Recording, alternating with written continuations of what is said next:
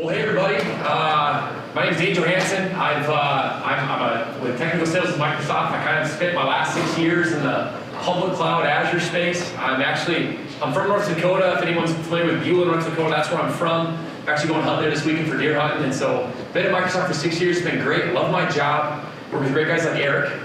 Hi, I'm Eric. A lot of you guys probably know me. I was actually at Network Center for 16 years before joining Microsoft about a year and a couple of months ago. So, been working with guys like Dane to, evangelize the cloud, and I try to open some eyes. So yeah. Yeah, so Eric and I, we spend our Mondays through Fridays just working with a lot of different companies on public cloud. So conversation, discussion, exploration, and it's actually a pretty special gig. We get to see a lot, we get to hear a lot, we get to learn a lot, and I think why we kind of enjoy that so much is a lot of the folks that we work with who are in IT or business leadership are busy running them. So we get to kind of spend our time thinking about how can we actually make public cloud real for an organization. It's different for everyone. And so some of the things that we've learned that have been super cool have been just understanding the different motivations, why people actually look at like an Azure, or some of the fears and concerns. We hear a lot of objections to public cloud as well that we have to work through as well. A lot of conversations around cost modeling and price and understanding the difference between TCO. And then we see some really cool stuff as well when it comes to just like people using technology for really innovative things. And so I'll just give a couple examples here. Working with a company right now who's, they sell exercise equipment. And so they're trying to figure out how they can take our cognitive services, kind of our pre-built AI, work that into their solution so they can kind of have an Alexa, Cortana-like experience on their exercise equipment. And so there's moments when you're sitting there talking about this going, oh my gosh, like these guys are really tackling that stuff you hear about. Had another guy, this is a company in Canada, and they were an architectural engineering and construction firm. And what they wanted to do was they wanted to use some of the data services in Azure to essentially take some Autodesk Revit files, render them and spit them out in a different format, and then send it down to a HoloLens device so that they could take a customer and that they could sit and they could look at a hole in the ground and that they could augmentatively project that over the hole. So it's kind of cool when you're on the call and you're like, man, this is great stuff. But we also see a lot of just kind of your everyday stuff in the infrastructure space. I was just recently talking to a company who said, hey, every year we have to do like this big power reset where we have to bring in these industrial fans. It costs us $15,000 a year to bring these fans in to keep the server cool. I don't want to mess with that stuff anymore. We go from little guys like that to companies like I remember calling this one company one time and to talk about business continuity and disaster recovery. And he gets on the phone, he says, I can't talk right now. We just had a tornado come through yesterday and rip the roof off of our data center. So it's just that the timing of it's crazy. We ended up talking about it later anyways, but I think all of that being said is I guess we can go to the next slide. I don't know if I have to control that or how that works. Is there a clicker for that? I don't think I didn't get a clicker. Okay, that's cool. Well, if you can ask about that, maybe we can have a clicker. Sure. Keep going. Is there one right there? Is this it? I don't know. Potentially. Maybe? Do we have a clicker? Give us 1 second, guys. Is that it right there? Yeah, try it. And then All is right. it just this right here? Oh, There you go. sweet. Hey, look at Awesome. that. There we go. So yeah, in the spirit of deer opener, we're excited to use that picture. So Eric and I, from everything that we see and we learn, we really do believe that every company, and like no fluff here, like every company has an opportunity to use technology to transform.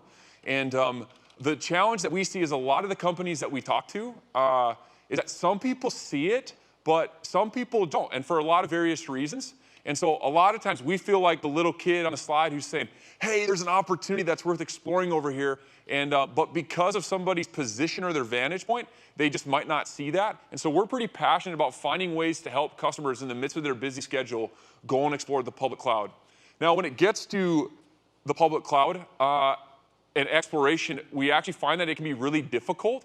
So we'll get some guys who will have a conversation and they'll say, hey, we like what we see, but we just don't have the time or the resources, or we have no idea how to explore. And I think if you look at the 3 words on the slide, being busy, we're all busy. And I find that if I'm not intentional about learning or growing or disrupting, 99% of the time, I'm not going to do it. And I just had a guy, an IT shop yesterday where I told him, I said, guys, this is my ask of you. I'm not asking you to use public cloud, but I'm asking, can you give some time to work with us so we can start to envision what the future could look like for you so that when we get there, we're ready to go. And the guys loved it. Other things are we meet a lot of bias. I think the 3 biggest things I get about public cloud are it's not secure, it won't perform, and it costs too much. which we won't say that it's going to save you money. We won't tell you that it's going to be more secure, but we think there's a good chance that it could be, and we just want people to explore. And then the last thing is just unfamiliarity. I think a lot of times we get off a call and people are looking at the Azure website, and they're looking at all the services, and they've created some resources in the portal, and they're just going, oh my, this is like an ocean of complexity. How can we possibly get started? And our job is to try to make that look more like a pond. So our big point today, I guess our encouragement, hopefully what we can leave you with is a little bit of inspiration that, hey, I don't know where you guys are in your cloud journey, but we really do believe there's an opportunity. And our exhortation would be, hey, you don't have to use it. We're not saying if you don't use it, you won't be successful. What we're saying is there's a real opportunity to explore it. And there's kind of a science to how you do that really, really well. So I'm just gonna, what we're gonna do is just in the next 15 to 20 minutes, we're just gonna offer kind of two things: perspective and some practical approach. So anytime we explore public cloud, what I find it's all about just having the right vision of what's actually possible. And then once we get that, we have to start talking about how can we actually approach it in with some kind of methodology that's gonna help us think about how we can innovate. So first things first, it's all about starting with the right vantage point. And this is the first one. The public cloud is not just about saving money, it's actually about making money. We'll have conversations, I know you can speak to this. Talk to a number of different organizations where the only scope of our conversation is this: hey, this is how much it's costing me on a 3, 5 year, 7 year basis to manage this infrastructure. How much is it gonna cost me in Azure, and what's the difference? From a cost of sale perspective, but also from a TCO perspective. And it's not even just IT, it's also coming down from business leadership. And those are good conversations that we want to have, but what happens is it keeps us in this realm of IT is just a cost center, which we think is bogus. IT is a value center, it's an enabler, but that's the space we live in. So what I've been trying to tell these guys I work with is, hey, let's start thinking about using the public cloud to go and make money. Here's how I typically reframe it. I say, if we were to walk into a room and we were to put on a whiteboard and I was to ask the question and say, what is the chief desired outcome of every business? In most cases, I mean, really, if you're nonprofit, it's a little bit different, but it's all about being profitable and having a positive impact. I'm gonna keep it on profitability because if you're having a positive impact, you'll probably be profitable. But there's really 3 ways I think that we can be strategic about how we're profitable. Number 1, how can we make money? Number 2, how can we save money? And number 3, how can we just reduce risk across the organization so that we make sure those things happen?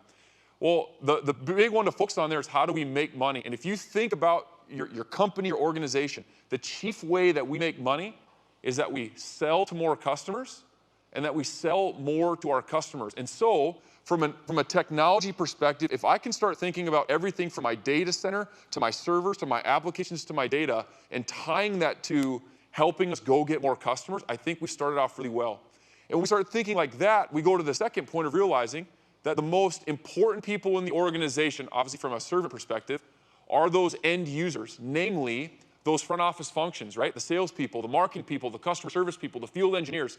And as a technical person, I'm thinking, how can I help those people maximize their limited amount of time and resources and their competencies to go and do the most for the company? Because if our frontliners are successful, as enabled by technology, the whole business is gonna grow, and I would have done my job.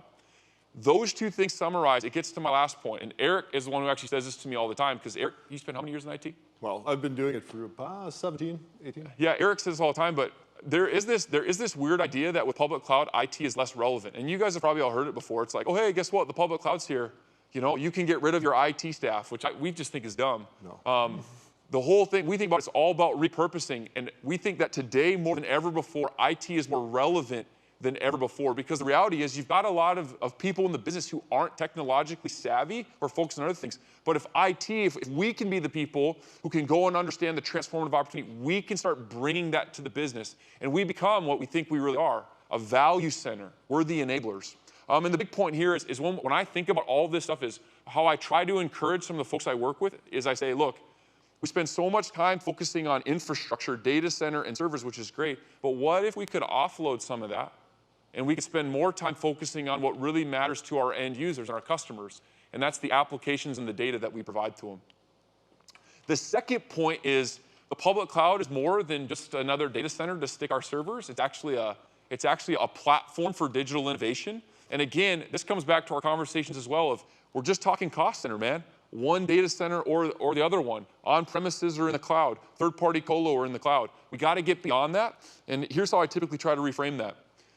It's quite interesting when you think about taking a resource that you need so much on a daily basis and you make it into a utility. Obviously, we all benefit from electricity, but even like a lot of times, and if you're for a bank, I tell folks all the time, think about public cloud like you think about a bank, right? Now you've got a central resource because it's going to manage all that stuff for you, give you a credit card, and you can just go and do the things you need with your finances. In the same way, how can we start to look at computing as a utility where it's easily accessible? If you want to get started with it, you can, and you can do it really fast, and you can also do it without marrying yourself to a bunch of metal, right, that you're stuck with for a while, and without marrying yourself to a bunch of licenses. And if you try something out and it fails, I think they say a lot of times initial digital transformation projects, about 70% of them don't hit their mark. If you fail, man, just get out of Dodge. You're using it, this really elastic, highly accessible utility service. The second thing with it is it's more than just giving you compute and taking storage and networking, but it's actually a superstore of solutions. And this is something I think that we see, Eric and I will do what's called a kickstart. We'll take 2 hours, and we'll take, I think yesterday, we had 15 people on the call, a mix of developers and IT, and we did a kickstart, and what we did is we had them share their screen. They got into the Azure portal on a free trial, $200 from Microsoft, and we basically just had them click around. We went through the portal, we went to the documentation, we read through some documentation, went to the calculator, we did some cost modeling. By the end of that conversation, these guys are saying to me, we had no idea that you could do this with Azure. All we thought Azure was a place where we could run our servers. And we've actually seen that a lot of different times. And so I'll give you an example.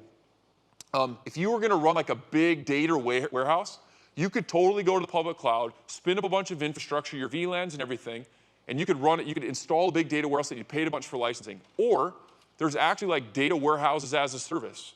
You see Amazon does this with their Redshift. We do it with what we call SQL Data Warehouse, where you could literally provision a data warehouse as a service, where you decouple compute and storage so that you can pump your data into it, spin up the compute, query it, pull your data into like a Power BI or Tableau or QlikView, shut down your compute, finish your project, and then get rid of all of it. You can keep going on.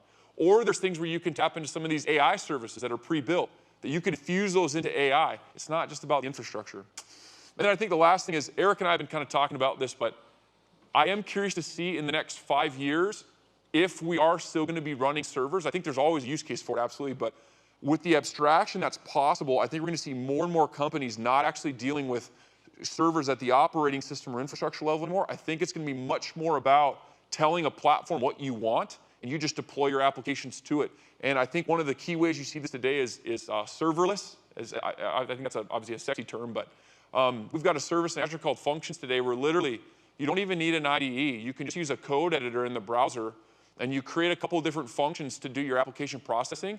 And those things run on a trigger, and you only pay for them when you use them. And then you might have a managed database on the backside as well. So point being with all this is, if we take the two perspectives of, hey, there is a real opportunity, how can we marry ourselves to what the business is trying to drive with our technology, and then realizing that we've got this basically arsenal of tools in the public cloud that we can use in a fashion we've never been able to before, I think we can really start to see some magic. And I do a lot of reading about some of the companies out there doing digital. McKinsey Consulting, this is a quote they had. I was reading an article. It was basically 7 decisions that matter in a digital transformation. And what they said is all the digital innovation that we see takes place at the customer interface. Whether it's services that we use to better engage or serve our customers, or it's empowering those front office functions that are actually working with them. So all of that being said, we really do believe, I hope that kind of inspires a little bit of creativity and seriousness around why it's important to explore instead of kind of sitting back and just letting everybody else go forward. And when we get someone who says, okay, like, you got me, I get that there's an opportunity there and that there's things I don't know, help me explore. We typically have an approach, and how we kind of look at it is we say, start with your base.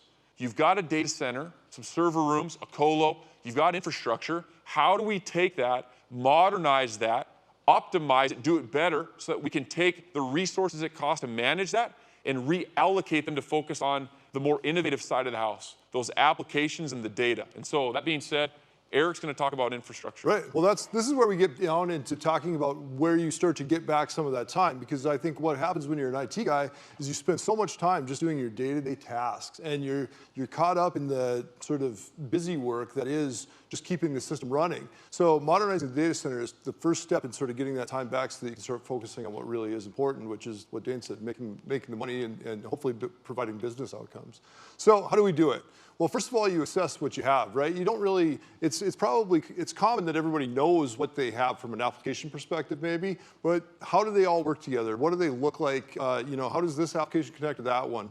You have to really know the landscape of your environment so that you can, at a very granular level, so that you can sort of use that data to create a roadmap for where you need to go. Absolutely. That's how you sort of begin this process is creating a plan, right? That's the first step of anything.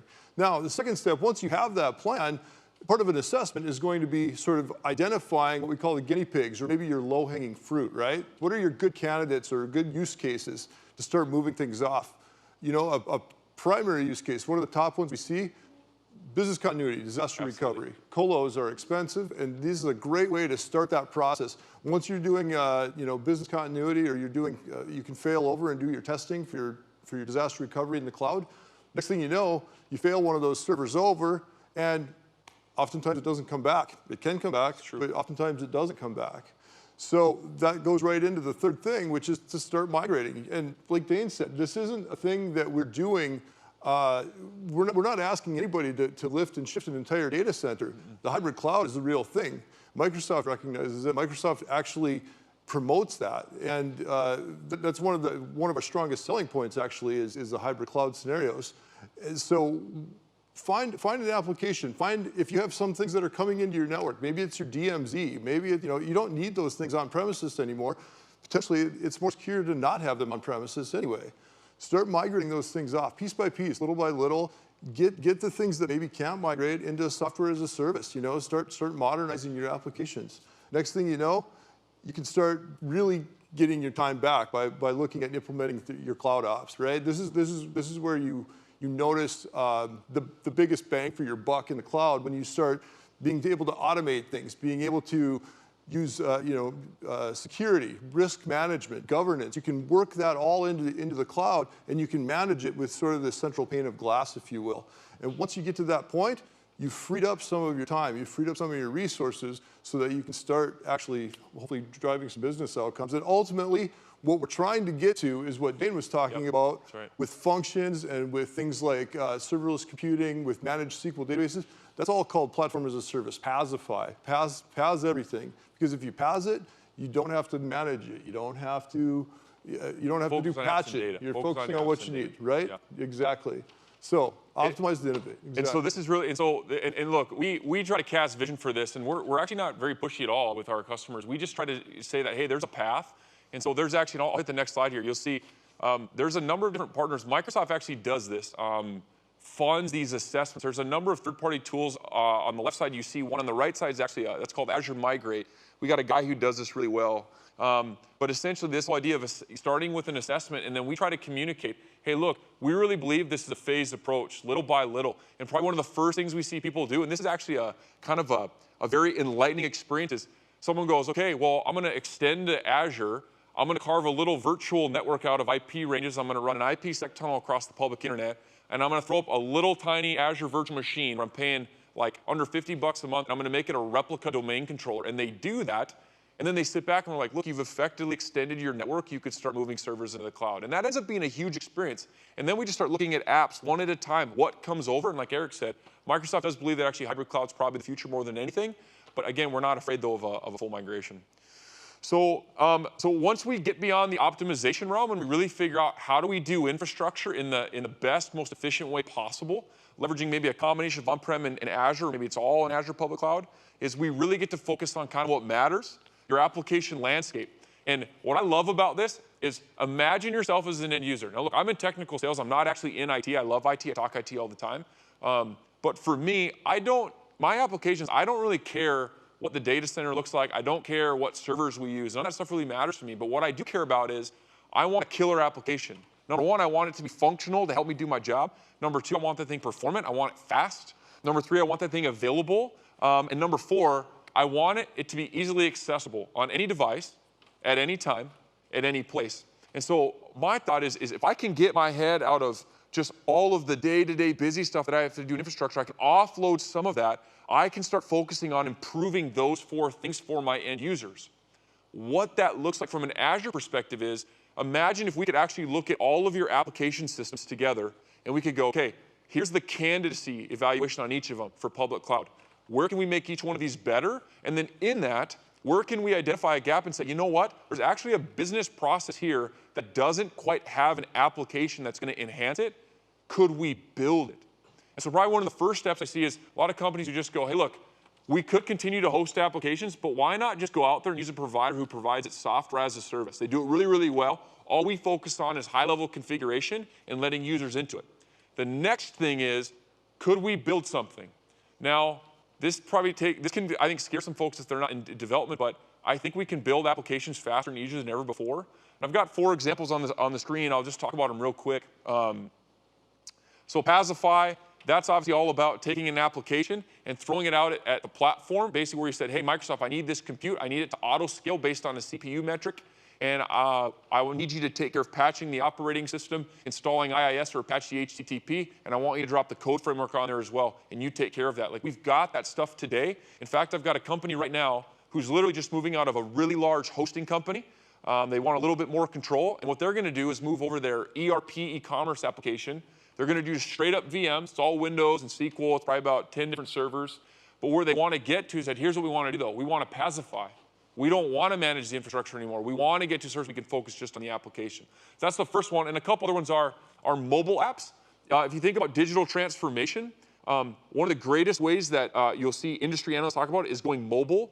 Microsoft has a really cool story about building cross-platform native mobile applications for iOS, Android, and Windows, having a central console to manage the life cycle of that application from deployment through like CI/CD or crash reporting, app beta distribution, and collecting telemetry in our apps.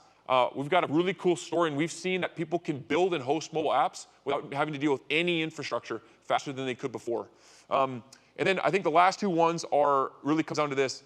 There's an opportunity to start taking artificial intelligence and infusing that into an application to make it intelligent. So Microsoft has built what's called a bot framework. So giving your applications opportunities to be conversational with the end users who use them, what we're seeing is that can be very effective for services that actually face customers. And then the last one is citizen developers. So the first 3 take developers, but there is a thing now where people are becoming more technically savvy from an end user perspective. And how do I want to say this? I think it's ultimately the end users a lot of times who look at a business process and they go, this sucks. I need to make this better. My tools don't work. I can tell you this from Microsoft. We just had our CVP in the other day, and he goes, yeah, we talk at the senior leadership team about the things that really suck at Microsoft. And one of those things is we realize for a seller, they have 14 different application interfaces they need to look at to prepare for a call. How do we reduce that thing? One of the examples I'll give is we had a guy, he basically went and used our function serverless. He took some serverless code, wrote a couple snippets in C#, used an Azure SQL database on the backside, and he deployed this app. And what it was our sellers on the Azure front could go in and punch in the specs from a customer's patch of servers that they want to evaluate for migration, and it would literally spit out the right size and the cost of those. It took a process that was taking probably, I don't know, 2-3 hours and reduced it down to probably about 10 minutes, but it also ensured competency with it as well. So anyways, the purpose of this is I always tell guys, how can we think about taking a business process, accelerating it, automating it so that people don't have to do anything, but also enhancing it so that it's easier, we can be more effective. And that's kind of the one, that's kind of how we think about applications. I'm gonna skip this slide for time. And then the last one is this, it's all about data. If I think about this as an IT person, the 2 things I want to tackle are, how do I accelerate, automate, and enhance business process with a killer application, using the public cloud to do it because of speed and elasticity and low-risk experimentation. But more than that, how do I take all the data that's in those systems and how do I get predictive with it? I'll tell you this, in sales, it is very difficult, you guys, to figure out where to spend my time. Like, I've got this huge patch of customers I got to work with, and I want to help my customers, but I also want to help Microsoft in helping the company be profitable. It's a big challenge. But what if I could start to predict who the customers were that are most likely to buy and use Microsoft Azure based on their industry scenario? If I could do that, I could spend my time in the right place. And I'll tell you today, we've got this huge corporate initiative. We've got this application that actually provides recommendations on a daily basis. It's a really modern interface. It's all Azure stuff. And it literally tells sellers, hey, these customers, based on what we know about previous customers, these customers are most likely to buy these products. 2/3 of the time, it's actually been right on. So I don't know how much I can actually say about that. I don't know if I just violated something. No, I didn't violate something. It's probably fine. Yeah. But stuff that we're working on. And so how I encourage people to start thinking about this is, imagine if you took the leadership across the functions in your organization and you went into a room on a whiteboard and you wrote in words, what do we want to predict? And you honor the principles of brainstorming, that nothing gets judged when it's mentioned, and you literally said, we want to predict this, we want to predict this, we want to predict this, and you got it all on there, and then you came to a consensus on 3 to 5 of the predictions that you think would be most valuable for the company, and then we started asking ourselves this question, okay, if we want to predict that, what data do we need? Do we have it? If we don't have it, can we get it? And then we start thinking about how do we store that in a place that's conducive to predictive analytics, and that gets to my second point. When you think about a modern data store where you can store your relational line of business data, but also that non-structured machine data, log data, social media data, data from emails, how can you store that stuff in a cost-effective, performant fashion, in a fast fashion, where you can bring it together under a single query interface, hit it, pull it into a machine learning service, train it, and then basically support it so that as streams of data continue to come in, we can continue to train our machine learning algorithms to get better and better and better. It sounds complicated, but I say piece by piece. The great thing about public cloud is it's a la carte. You start little by little by little. And our encouragement has been, start thinking about it now. Let's start getting you familiar and start working on some of these basic skills and underlying foundations so that when we get there, we're ready for the business. And so, that being said, I think kind of how we wrap up here is, if we were to say kind of, I guess, where our encouragement would be again today is, look, I met someone today who I saw at Ramos Guys the other day, and he was talking about just how small their crew is. Look, guys, IT, we understand that IT is probably the busiest group in the business, and they're probably the least appreciated in a lot of ways, which we don't think is very fair or cool. But we really do believe that IT is the enabler for this new kind of digital revolution. And so our whole encouragement has always been, let's try to think differently about who we are as a role within the company, but also let's be very real about the technology platforms that are available to us. And so that being said, our kind of get started encouragement would be this.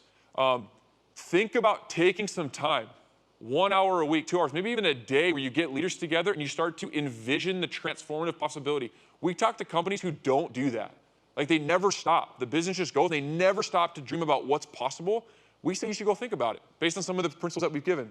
Second thing is, we really believe that with the biggest barrier being unfamiliarity, go learn something. Eric and I, we see a lot of new guys coming into Microsoft all the time. Those guys come in and they're ready to start going and getting certifications, and I tell them, go get your certifications, but more than ever, dive into the documentations and read some articles. Start to expand your perspective. And we've actually started working with customers to say, hey, we will help you build out a training program, and we'll provide people to train your guys to get you to a point where you feel like you can do DIY really well. And then if you need more help, we'll pull in a consultant to help you as well. And we'll always be here.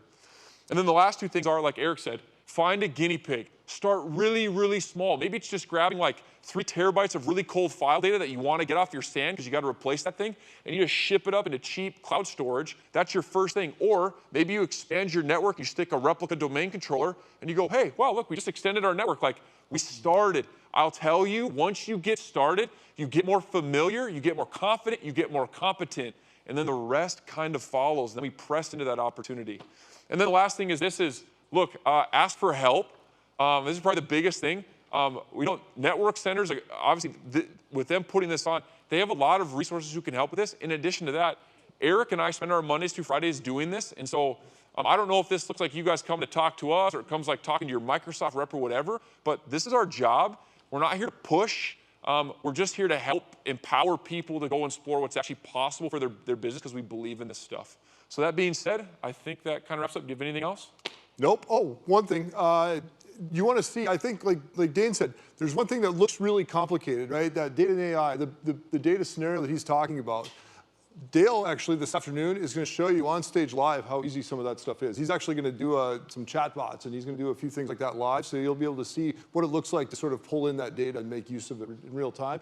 And also, from a development perspective, Joe and the guys at Network Center, they can definitely help you along that journey if you're not in the business of being a sort of a citizen dev, right? But don't let any of these services scare you is the big message that I would leave you with. Absolutely. Yep. Hey, well, we really appreciate your time and your attention, guys, so thanks a ton. Yep. Thank you.